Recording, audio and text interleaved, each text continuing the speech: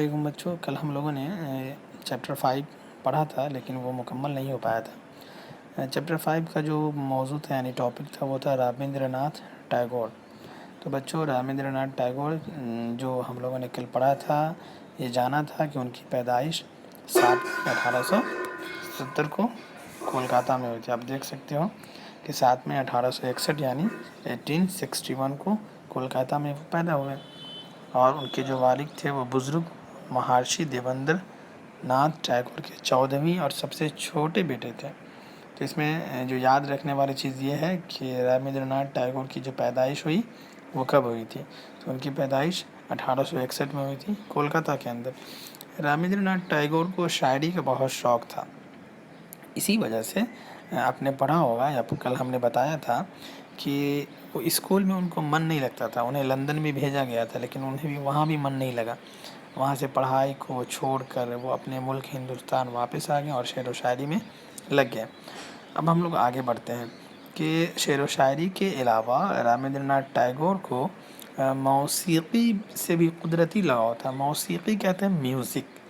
یعنی رابندر ناتھ ٹیگور میوزک بھی سیکھا کرتے تھے. آپ نے بچپن سے موسیقی کی باقاعدہ تعلیم حاصل کی. موسیقی اردو میں کہتے ہیں میوزک کو موسیقی. انہوں نے نہ صرف گیت لکھے بلکہ انہیں دلکش دھنوں پر گا کر سنایا. انہوں نے اپنے گیتوں کی دھنیں خود بنائی. کہتے ہیں کہ رابندر ناتھ ٹیگور جو تھے وہ اپنے جو گانا لکھتے تھے ان کے جو دھن جو ہے وہ خود بناتے تھے. ان کی بنائی ہوئی دھنیں رفتہ رفتہ بنگال کی سب سے زیادہ مقبول سنگیت بن گئی. انہیں رابندر سنگیت کا نام دیا گیا. بنگال کی موسیقی میں رابندر ناتھ ٹیگور کو ایک اہم مقام حاصل ہے. ٹیگور کی ایک اور بات سن کر آپ کو بڑا اچنبھا ہوگا کہ انہوں نے 60 سال سے زیادہ کی عمر میں مصوری سیکھی.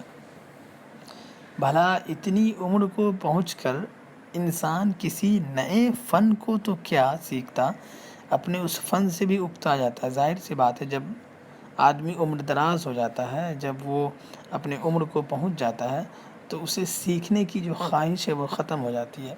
لیکن 100 میں 4-5 آدمی آپ کو ایسے ملیں گے جن کے اندر سیکھنے کی خواہش تا عمر رہتی ہے.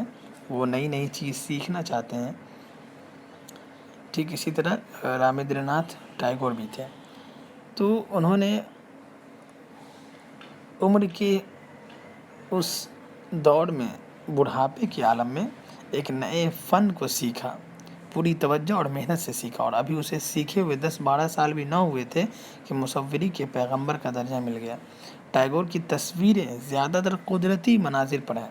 مصور کہتے ہیں تصویر کھینچنے والے کو، تصویر بنانے والے کو. مصوری ایک پیشہ ہے. جنگل کے جانوروں پر ہیں اور پرندوں پر. تصویروں کی تعداد لگ بھگ 3000 ہے.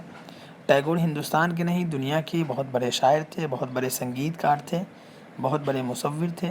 سب باتوں کے ساتھ ساتھ انسان بھی تھے. بہت بڑے انسان جس سے ملتے برابری سے ملتے. آپس میں کوئی ڈسکریمنیشن نہیں تھا کہ میں بڑا ہوں وہ چھوٹا ہے، بلکہ سبھی کے ساتھ برابری سے ملتے تھے. بہت اخلاق سے ملتے. جس کسی سے ملتے اس کی حیثیت کے مطابق باتیں کرتے. انہوں نے ایک زمیندار یا جاگیردار کے گھر میں آنکھ کھولی تھی لیکن ان کی سادہ زندگی قابل عشق تھی. سادہ لباس پہنتے تھے. کھانے میں کسی قسم کا تکلف نہیں. ہمیشہ سادہ غذا کھاتے تھے. اپنے شاگردوں کو بھی یہی مشورہ دیتے تھے کہ سادہ اور قدرتی اصولوں پر زندگی بسر کرو. ٹیگور کو استاد کی حیثیت سے بہت اونچا مقام حاصل ہے. ہندوستان کے پرانے رشیوں کی طرح انہوں نے ہمارے لیے ایک لازوال ترک چھوڑا ہے اور وہ ہے شانتی نکیتن. انہوں نے کلکتہ سے 90 میل کے فاصلے پر ایک چھوٹے سے اسکول کی بنیاد ڈالی. یہاں بچوں کو مفت تعلیم دی جاتی تھی. بچوں شانتی نکیتن جو ہے اب یہ ایک یونیورسٹی بن گیا ہے. اس اسکول کو چلانے میں بڑی مالی دشواریوں کا سامنا کرنا پڑا. مالی دشواری کہتے ہیں یعنی پیسے کی جو ہے مجبوری کا سامنا کرنا پڑا. پوری کا گھر بیچا، پوری ایک جگہ ہے وہاں ان کا گھر تھا، اس کو بیچ دیا، بیوی کے زیورات فروخت کیے اور تھوڑی بہت امداد باہر سے حاصل کی، خدا خدا کر کے اسے وشو بھارتی کی شکل دی اور اب اس ادارے کو یونیورسٹی کا درجہ حاصل ہے۔ لافانی شاہکار گیتانجلی کا خالق اور قومی ترانہ کا جنم داتا، گیتانجلی ایک بک ہے جس کو انہوں نے لکھا تھا، اور قومی ترانہ کا اسی وجہ سے، گیتانجلی کی وجہ سے انہوں نوبل پرائز بھی ملا ہوا ہے، کس کو؟ رابندر ناتھ ٹیگور کو، گیتانجلی بک لکھنے کی وجہ سے۔ اور قومی جو ترانہ ہے اس کو لکھنے والے بھی یہی ہے۔ تو کہتے ہیں 7 اگست 1941 کو اس دنیا سے رخصت ہو گیا۔ ارتھی کے ساتھ کئی میل لمبا جلوس تھا، اس جلوس میں ہندو بھی تھے، مسلمان بھی تھے، عیسائی بھی تھے اور سکھ بھی تھے، دوسرے ملکوں کے لوگ بھی تھے جو کلکتہ میں رہتے تھے، اور یہ سب شاعر اعظم کے آخری درشن کے لیے بےتاب تھے، بے قرار تھے۔ اس طرح سے رابندر ناتھ ٹیگور اس دنیا سے چل بسے۔ تو بچوں 7 مئی 1861 کو ان کی پیدائش ہوئی اور وہ 7 اگست 1941 کو اس دنیا سے رخصت ہو گئے۔ اس کہانی کو کس نے لکھا تھا؟ مولوی عبدالحق نے۔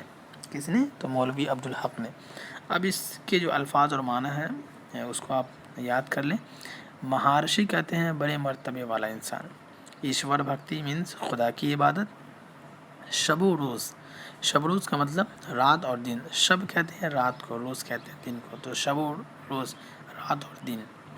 تمدن مینس شاہی زندگی، ممتاز ترین مینس سب سے زیادہ قابل تعظیم، فراہم کرنا مینس مہیا کرنا، تعصب کہتے ہیں طرف داری کو، جانب داری کو، ادبی مشغلہ مینس ادبی کام، کاشتکار کا معنی کیا ہے؟ کسان، کھیتی کرنے والا، اور مقبول کا مطلب ہوتا ہے پسندیدہ، لازوال جس میں کبھی زوال نہ ہو، شاہکار کا مطلب سب سے بڑا کارنامہ، اور درشن یہ ہندی ورڈ ہے جس کا مطلب ہوتا ہے دیدار، زیارت کرنا، مصور تصویر بنانے والے کو کہتے ہیں، اور تہذیب کلچر،